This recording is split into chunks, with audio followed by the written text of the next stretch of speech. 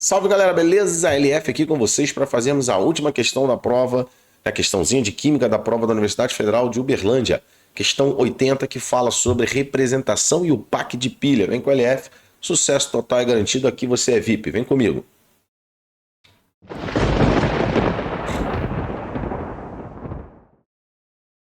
Salve galera, LF aqui com vocês. Vamos fazer a última questão da prova de 2023 da Universidade Federal de Uberlândia. Vem comigo. Bom, a representação abaixo refere-se a um dispositivo gerador de eletricidade, processo que ocorre espontaneamente, e isso aqui a gente chama de quê? Pilha.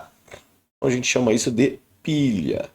Pilha, esse nome vem de empilhar, né? O cara que inventou a pilha, ele colocava um pedaço de cobre, um pedaço de zinco, aí embebido um pedaço de papelão, embebido com uma solução, né, de um eletrólito, e aí ele intercalando isso, empilhou tudo, por isso que ele chamou de pilha, tá? Uma pilha, o de vem de empilhamento.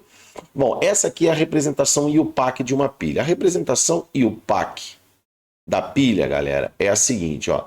Aqui a gente coloca o anodo do lado esquerdo, né? Os elementos que compõem o anodo.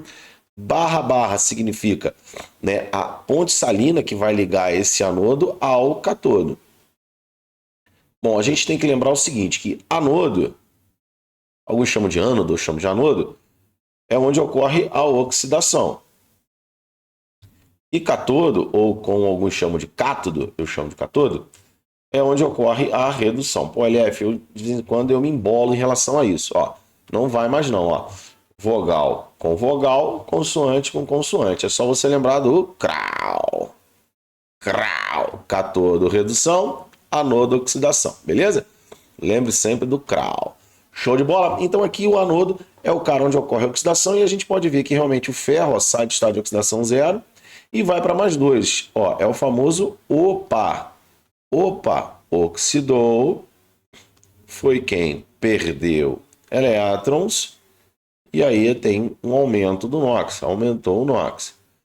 Para que ocorra uma oxidação, tem que ter o quê? Uma redução. E a redução é puxar o catarro, ó, coçar a garganta. Reduziu, foi quem recebeu o elétron, e aí reduz o NOx. Beleza? O cara que oxida, ele força a redução de alguém. Então, ele promove a redução. Então, o cara que oxida é o famoso o quê? Agente. Ele é o famoso agente redutor. Ah, porque ele provoca a redução. Agora, o cara que provoca a oxidação é um cara que vem aqui, ó, reduz e ao reduzir ele provocou a oxidação de alguém, esse cara a gente chama de agente oxidante. Então isso tem que ter muito cuidado para não confundir, tá? Agente oxidante com agente redutor, beleza? Tem que ter muito cuidado. Então oxidou é o agente redutor.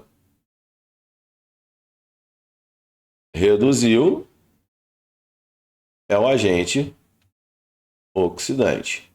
E como é que a gente reconhece a oxidação e a redução? Olhando para quem?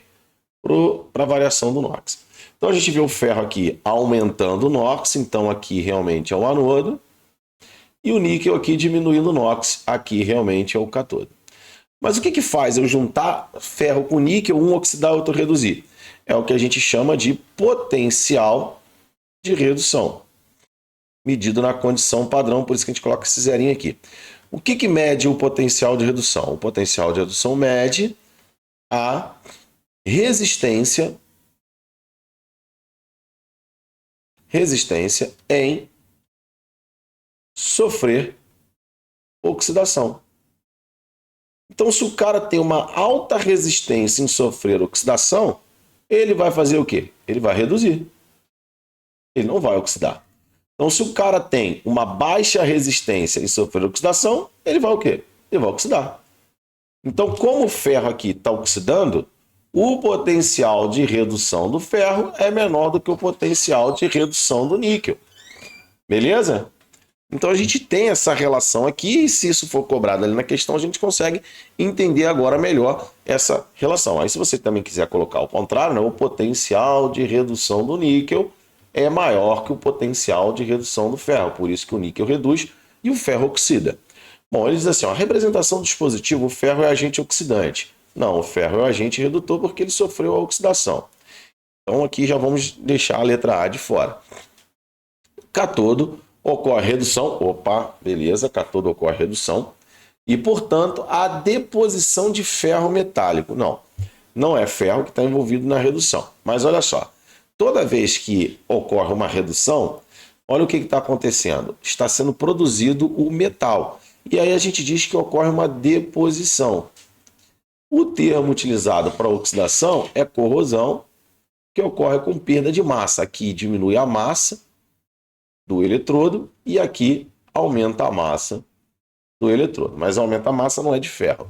Então a letra B ficou equivocada. Vamos lá. Anodo, ocorre oxidação, em função de um processo ocorrer em meu aquoso, haverá a liberação de OH-. Não tem nada a ver aqui com OH-. A água é somente o meio eletrólito para que ocorra, né? Para que ocorra o fluxo de carga, só isso. Bom, geração de eletricidade, tudo bem. O ferro tem menor potencial de redução. O ferro tem menor potencial de redução em relação ao níquel. É isso aí que a gente viu. Letra D de jeans. Beleza? Então fizemos aqui uma revisãozinha legal de pilha. Né? O que pode ser cobrado. O que mais pode ser cobrado em pilha? Ele poderia ter cobrado também, ele poderia ter dado o potencial dos dois e pedir a diferença de potencial dessa pilha. Como é que calcularíamos? Vai ser o potencial de redução do maior, o maior valor de potencial de redução, se ele desse os dois de redução, menos o menor potencial de redução. Então aqui no caso dessa pilha, nós teríamos o potencial de redução do níquel menos o potencial de redução do ferro, porque eu já sei aqui que o ferro está oxidando e o níquel está reduzindo. Já que o ferro oxida, o potencial de redução dele é menor.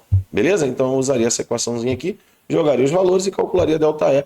Com certeza, ΔE vai ser o quê? Maior do que zero, para que a reação seja espontânea. Uma reação espontânea é porque o ΔG é negativo, a energia livre de Gibbs, que é calculada para reações redox como menos NF, variação do potencial. N é o número de elétrons envolvidos no processo.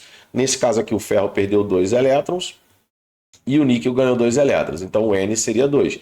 E F é a constante de Faraday, que vale 96.500 coulombs.